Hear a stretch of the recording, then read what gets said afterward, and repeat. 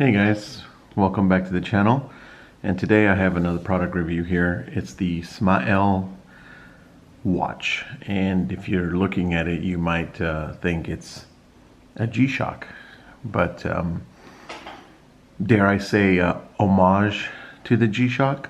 It's not a copy, it's got its own style, but it does look like a G-Shock-ish watch. And I'll speak a little bit about it and see if it's something for you if you can't afford the typical triple sensors or double sensor G-Shocks. So what we have here is a pretty durable construction, similar to what you find with the G-Shocks. And it's got this like resin type rubber band, again similar to the G-Shock with the double clasp, and it is water resistant, although it doesn't say for how deep, so I probably wouldn't go more than just your average swimming around in it. The watch doesn't have any cool functions other than it telling time and a stopwatch. Pretty much it. I guess you can have a dual zone time, one for the digital and then the other one for the analog, but it doesn't have world time in it. So I'll go a little bit regarding the features of the watch. We have this button here as your standard mode button. And we have the light button up here, and then we have a start, and this will also be your stop, and then we have a reset for the stopwatch.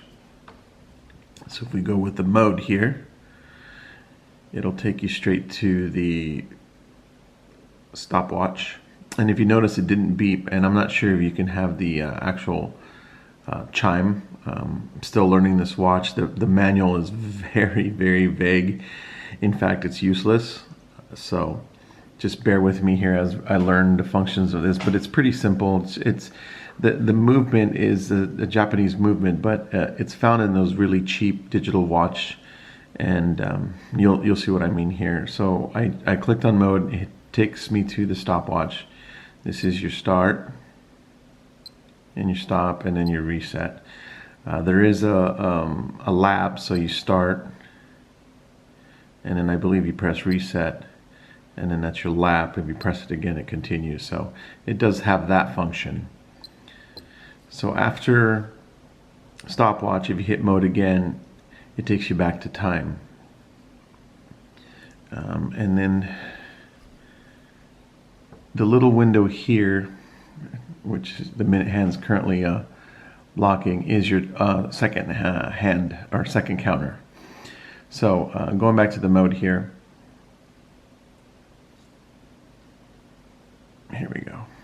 So you get the stopwatch, and if you press it again, it already takes you to mode of alarm, and then you switch the alarm by going up, and then this button here switches from hour, minute.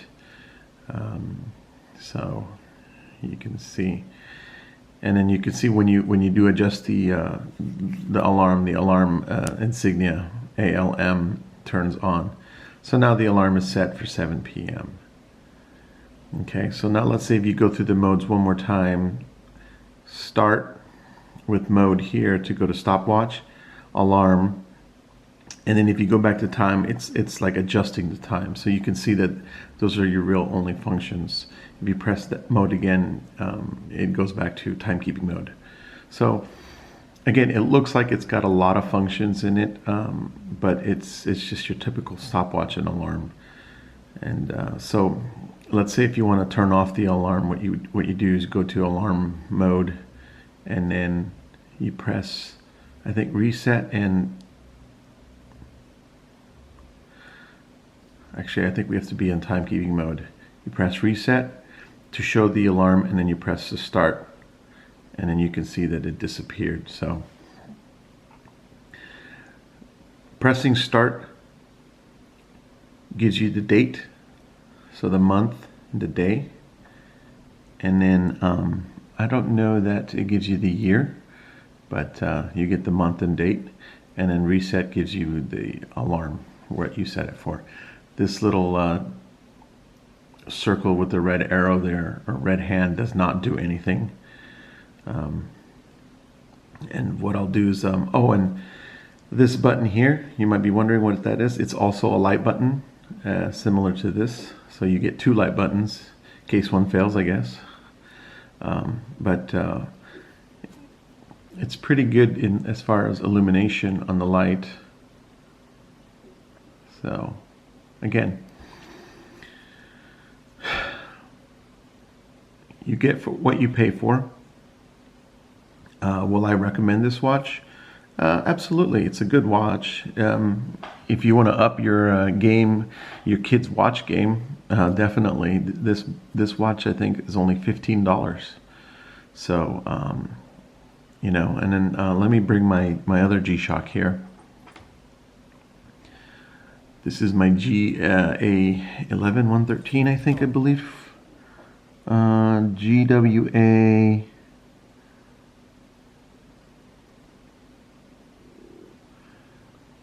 Of course, I can't find the mode here, but I'll list it.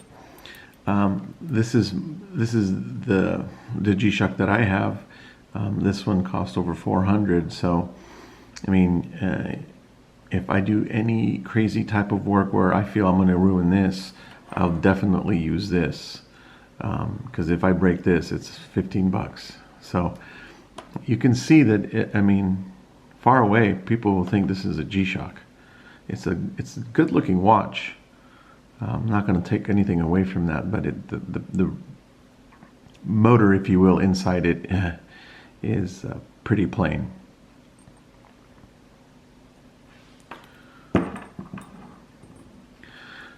More on this watch. You got the fake triple sensor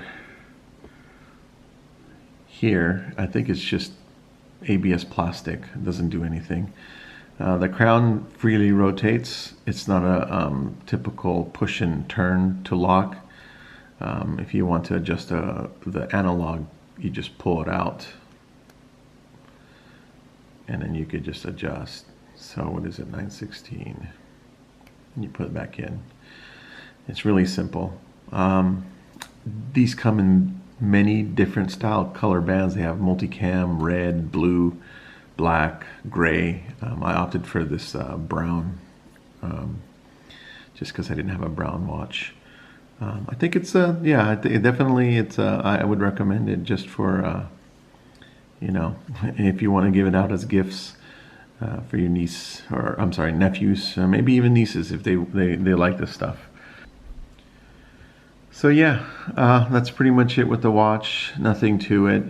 It's more for looks, as I said, and you know, take a look. 15 bucks if you're curious and wanting to see how it is. That's what happened to me. I was curious, and it's not a bad looking watch at all. Anyways, hope you guys enjoyed this video. If you liked it, hit that like button, and there'll be more products to come. Thanks for watching.